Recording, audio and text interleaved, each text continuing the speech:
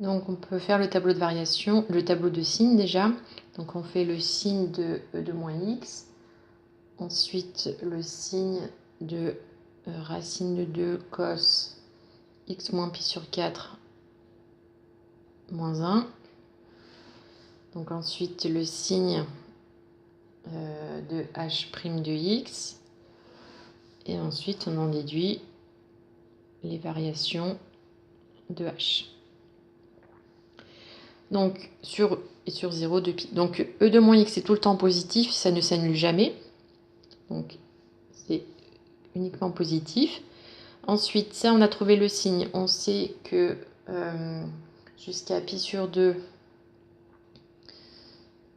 enfin pi sur 2 ça s'annule. Et donc si on est inférieur entre 0 et pi sur 2, on avait dit que c'était supérieur à 0. Et entre pi sur 2 et 2pi, que c'était inférieur à 0. Donc là, ça fait plus, moins. Et donc la fonction est croissante, puis décroissante. Ensuite, on va calculer, comme il nous demande le tableau de variation, il faut calculer les 3 images. Donc, h de 0 égale e de moins 0, 1 moins cos 0. Donc, cos 0, 0 il est là. Le cosinus, c'est l'abscisse, donc c'est 1. Donc, ça fait 1, 1 moins 1, 1 moins 1, 0. Donc, ça fait 0. Ensuite, h de pi sur 2, donc c'est égal à e moins pi sur 2, 1 moins cos pi sur 2. Donc pi sur 2, c'est ici. Donc son cosinus, son abscisse, donc ça vaut 0. Donc ça fait e moins pi sur 2, 1 moins 0. Donc ça fois 1, donc ça fait e moins pi sur 2. Et l'image de 2pi, donc e moins 2pi, 1 moins cos de pi. Donc cos de pi, c'est comme cos, c'est égal au cos de 0. Donc ça fait 1 moins 1.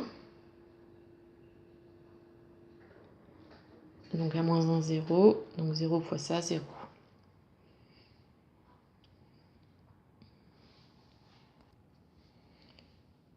Donc ensuite, on nous demande de calculer l'aire entre les deux courbes CF et CG, entre les droites x égale 0 et x égale 2pi.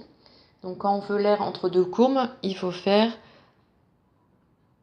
l'intégrale. Donc là, c'est entre 0 et 2pi, d'après ce qu'ils nous disent. Et il faut prendre, faut toujours faire la courbe au-dessus moins celle au-dessus. Enfin, la fonction de la courbe du dessus moins celle du dessous. Donc on sait que c'est g de x qui est au-dessus. Donc c'est ça qu'il faut faire. Et il faut redire avant que ça est bien positif. Donc g de x moins f de x, on sait que c'est égal à h de x. Et justement, là, on avait, d'après le tableau, là, on voit que c'est bien supérieur à 0. Or, h de x est supérieur ou égal à 0 sur 0,2 pi. Bon, là, c'est uniquement le signe sur 0,2 pi qui nous intéresse pour calculer l'aire, d'après le tableau précédent.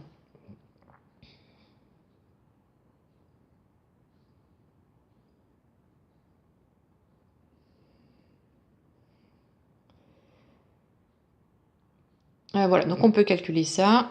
Donc l'aire est égale à intégrale de 0 à 2pi de h de x dx. On nous a donné une primitive de h, donc on va l'utiliser. Donc c'est 1 demi e de moins x moins 2 plus cos x moins sin x. Donc entre 0 et 2pi. Donc c'est égal, donc là on fait grand H de pi. Donc 1 sur 2 e de moins 2pi, moins 2 plus cos de pi, moins sin 2pi. Et tout ça, moins grand H de 0. Donc moins 1 demi E moins 0. Moins 2 plus cos 0 moins sin 0. Donc on va calculer ça. 1 demi E moins 2pi. Moins 2. Alors, cos de 2pi, c'est l'abscisse de ce point-là, donc c'est 1. Et le sinus de 2pi, donc c'est l'ordonnée, donc c'est 0. Moins 1 demi, E puissance 0, ça fait 1, donc fois 1. Moins 2, cos de 0, c'est l'abscisse de ce point-là, donc c'est pareil, ça fait 1. Donc plus 1. Et le sinus, c'est 0. Donc ça fait 1 demi E moins 2pi. Moins 2 plus 1, ça fait moins 1.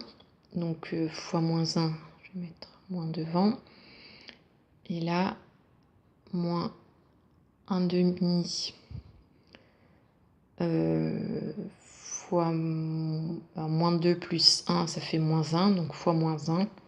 Donc ça fait plus 1 demi.